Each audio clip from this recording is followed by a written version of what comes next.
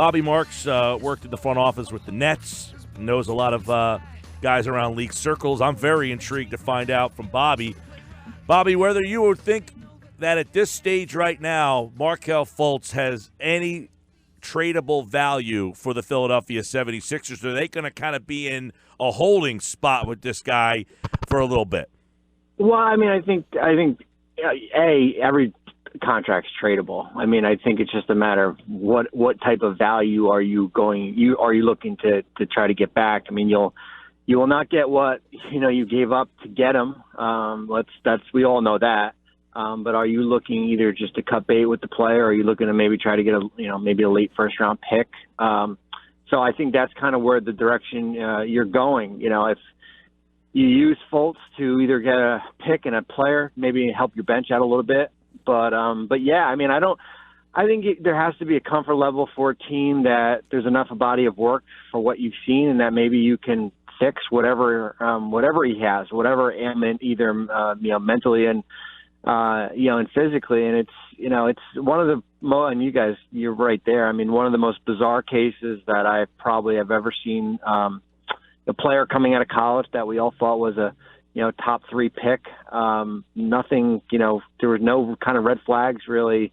When he was at Washington, maybe the only red flag was based on a team that didn't go to the NCAA tournament. Maybe people thought he bailed on that team a little bit early there. But yeah, I mean, I think we'll see how this plays out. I mean, it's just a matter of if Philadelphia's at the point of ready to kind of cut ties with him. Well, and that's the follow-up was, do the Sixers at this point say, look, we would take a bag of balls for this guy, a low second-round pick just to get rid of them? Or are they in this mindset of, look, the guy that we drafted, we have not seen yet. We have not seen this guy's full array, this skill set, or if they got to the point of just make us an offer, we'll take it? Well, I don't know if you can be in that. Yeah, that's a good question. I mean, I don't think they should be. I mean, we're a year and a half in, and I know there's been a lot. I mean, seems like every week there's something different. We thought, I guess, we turned the corner a little bit the start of the season. Certainly that experiment playing with Ben did not work. I thought, and I've talked to you guys about it before, I thought him coming off the bench or when he's by himself out there with the ball in his hands, I thought that was the most effective. I don't know if you can go the route where you're just ready to cut loose just to get rid of the player here. And not really just because of what you gave up. We know that, the move to move up to 1 in that Sacramento pick. And I think a lot's probably not made about that because Sacramento's 10-10 right now and are playing pretty good basketball. But, if you are looking to improve the bench, he is one of probably your bigger assets to move. I mean, it's him. It's, guys like Mike Muscala, player Wilson Chandler, guys like that where you can try to gobble together numbers. But if I'm the front office, whatever comes out of the results over the next day or two, hopefully by tomorrow we find out here. I'm not ready to just kind of cut bait quite yet, but it'll be interesting as far as what his what the agent comes back with here. Bobby, I have to ask, and I'm appealing to you with the history that you've had in front offices in the NBA and knowing how this stuff works where jobs could be on the line. Put yourself in the position of any general manager, assistant general manager in the NBA outside of Philadelphia. What is the real reason, motivating factor that you would sacrifice 20, 25 minutes of either an incoming rookie or another player to bring in Markelle Fultz as a result? Yeah, I mean, I think you have to look at teams that are in the lottery. I mean, that are headed towards the lottery. If you are looking at, as far as for what is next destination, you're looking at teams like Phoenix. Does Phoenix kind of go out on a limb and see if they can kind of, for the next 2.5 years, recreate something that he was in, how he played in Washington. But if you're, from the Sixers standpoint, I think they've made it pretty clear that, there's a comfort level with T.J. McConnell instead of Markelle Fultz right now, and that's kind of the telltale sign as far as with the direction. And I said it with I talked about it with Woj over the weekend. Hey, this team's in a business to win now. It's not in a coddling business anymore. It's kind of holding the player's hand and and from that perspective. So it's a unique, interesting spot. The interesting part is that Elton and the front office was there working for Brian, but they weren't the group that made the final call. I mean, Brian Colangelo made the final call on the Markelle Fultz trade. So I think if Brian was still there, I think he would be very hesitant to try to do something rash as far as to move him or cut bait, because that's that would be a signal as far as his failure there. Yeah, and I wonder if cutting bait may be at some point the only option. And just on a follow-up to what you responded to, looking at Phoenix, and, Atlanta at least has Trae Young established. Ken Bazemore, I think, is like 29-30. But if you're Phoenix, if you're Atlanta, if you're one of these teams that is just heading absolutely nowhere, why would you trade a second or maybe multiple assets for Fultz instead of drafting somebody knowing you'll be in the lottery, or signing maybe a third-tier free agent in the offseason where it's just going to cost you money, not asset? Because how the front offices think is that they can fix anything.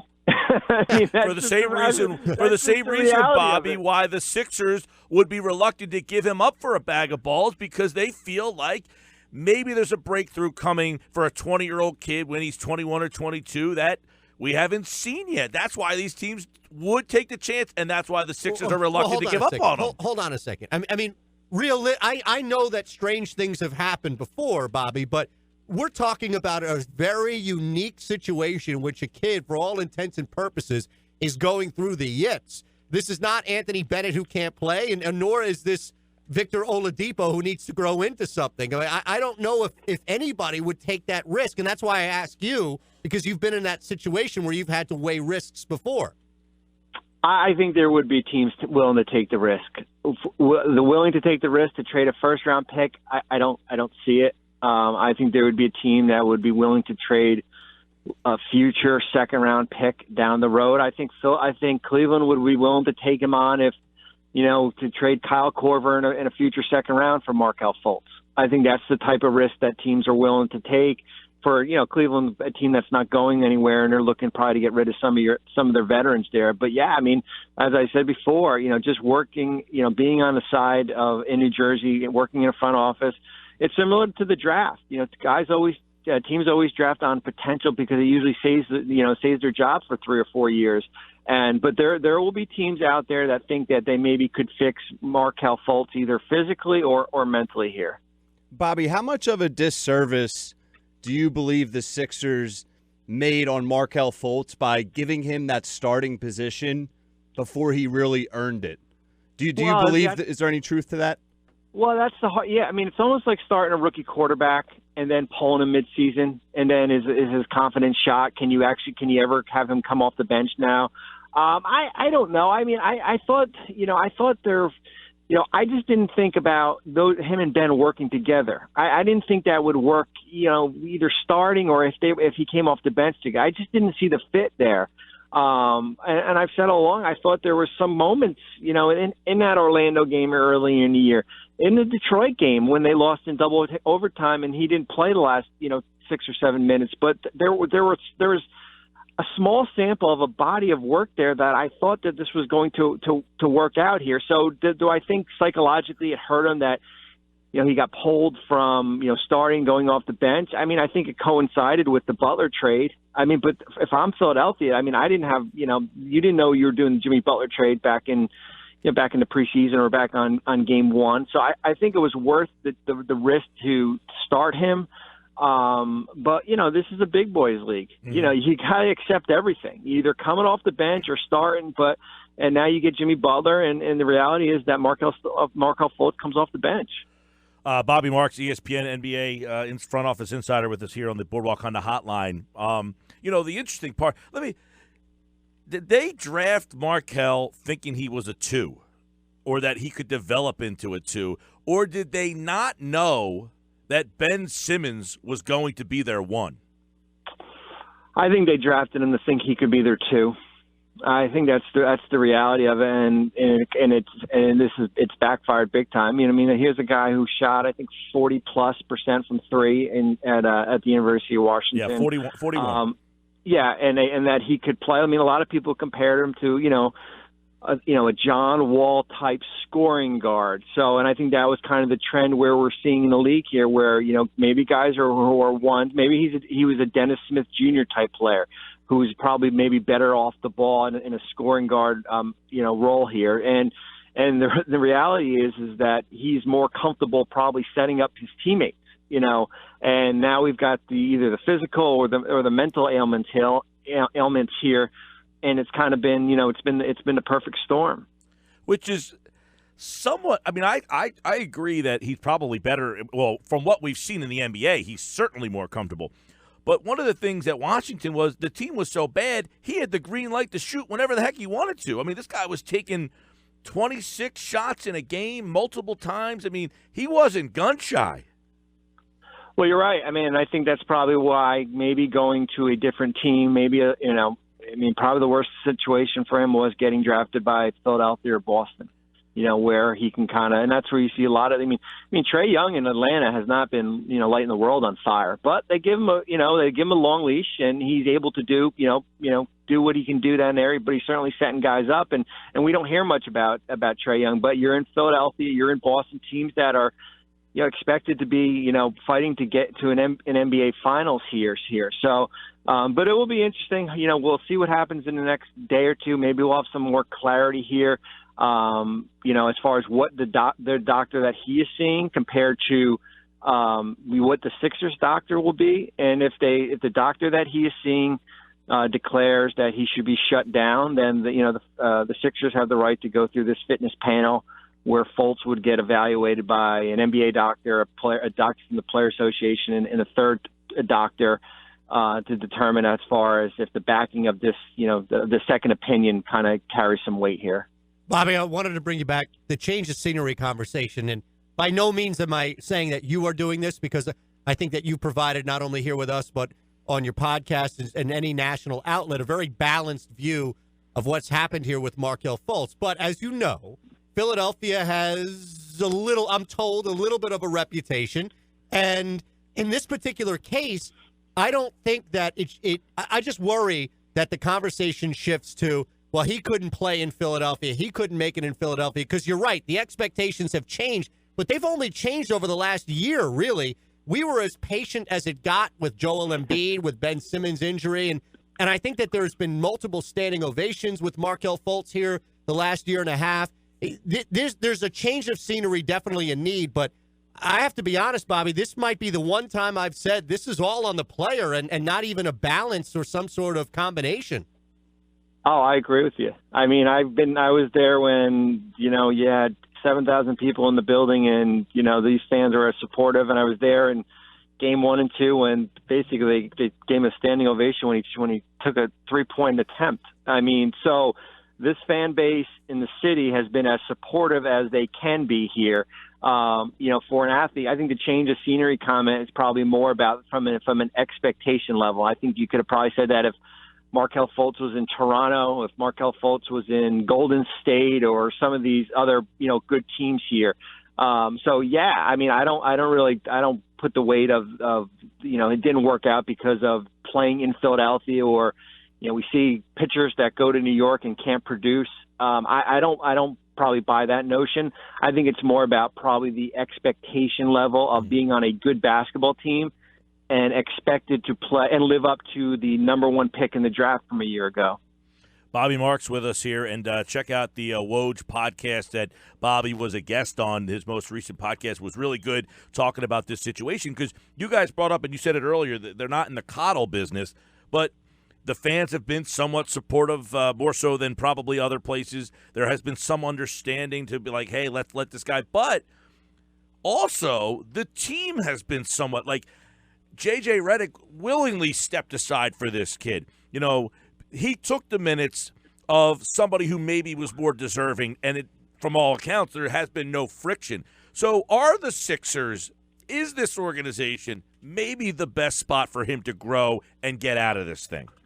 Well, I mean, and I think that's where, when Elton Brand did the press, I guess the one met with the media last week after this came out, and, and Brett Brown talked to, after when it came out, I give those guys a lot of credit. I mean, some organizations would have probably thrown him under the bus.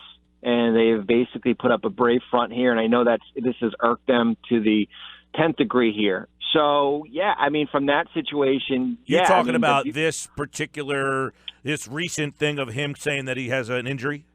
Yeah, I mean, okay. usually, when it's coming from the agent and it's not coming from the team, I mean, that certainly blindsides you there. You know, I mean, and especially for a player that really, you know, up until that point had been playing. So it's not like he'd been on the inactive list for a long period of time here. So, yeah, I mean, there is certainly that support level from this group. You know, JJ has made it pretty clear. He made it clear last year. So, yeah, I mean, I think you do have to weigh that also. You said that this irked him.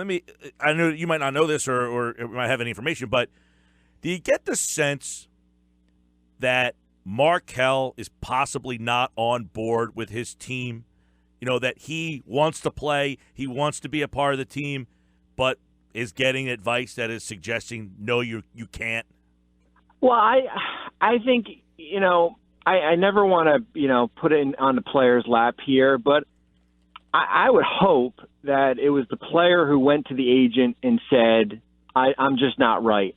There's something not wrong. There's something wrong here, and I'm not right, and I need to figure out what it is, and not vice versa here, where the agent shut him down and the player did not have any say here at all.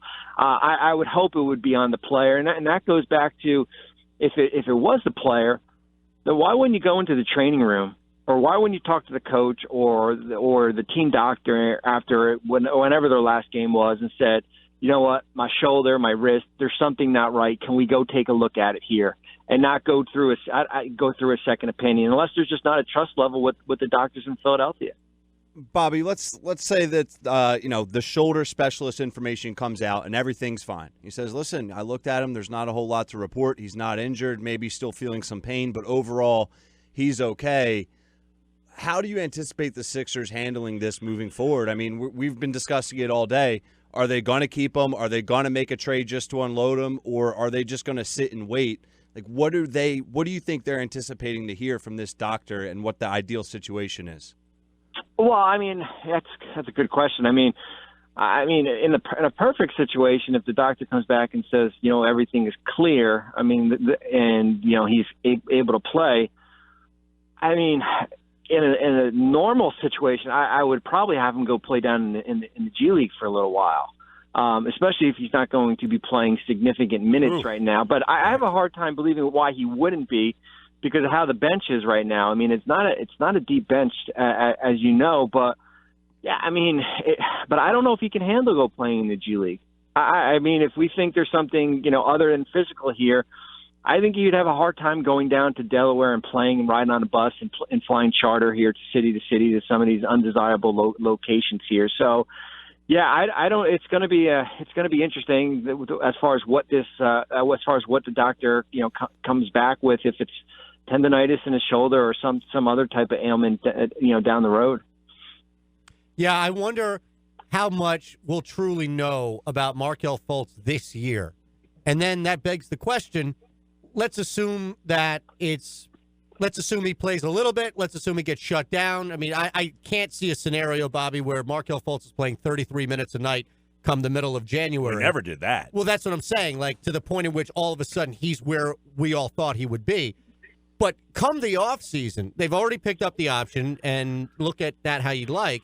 But I feel like we're heading towards deja vu, where it's, hey, what can he do if he even gets the opportunity to play in a summer league? And can he work with a shooting coach? All the stuff that we saw this last summer, I don't know how you're ever going to get a true indication of Markelle Fultz unless you throw him out there, and that could be risking what you've built. Well, you're right. I mean, we'll be Groundhog Day again. I mean, that's where we're looking at, and I'll be writing about Markelle Fultz being the X factor for Philadelphia again, like I did before the season. And I thought, you know, it was basically sink or swim as far as how he did, but you wound up going to do the Jimmy Butler trade, and that saved you. And I think that's kind of indicative as far as where the team was and how they kind of felt about Markelle. I don't think you go out and do that deal if you felt Markelle was going to be your number 3 or number 4 guy here. But yeah, I mean, we'll spin the wheels again, and if they shut him down, we'll get to March and April, and we'll see if we can throw him out there and trust him during the playoffs and go down that road. And I don't know if you can do that for a second year even though you did give up a lot to get him. I think that's kind of where that will become a point where the organization will have to, be pretty proactive as far as, trying to move him. Bobby Marks, ESPN, the Woj podcast is out. Take a listen to those two guys. They further this conversation. There's a lot more. We'll see what happens this week with the specialists and all that stuff. And I don't know that we'll ever find a legit answer here, but we will continue to conversate on it. Bobby, always a pleasure, and we'll see you up at the game soon. Thanks, guys.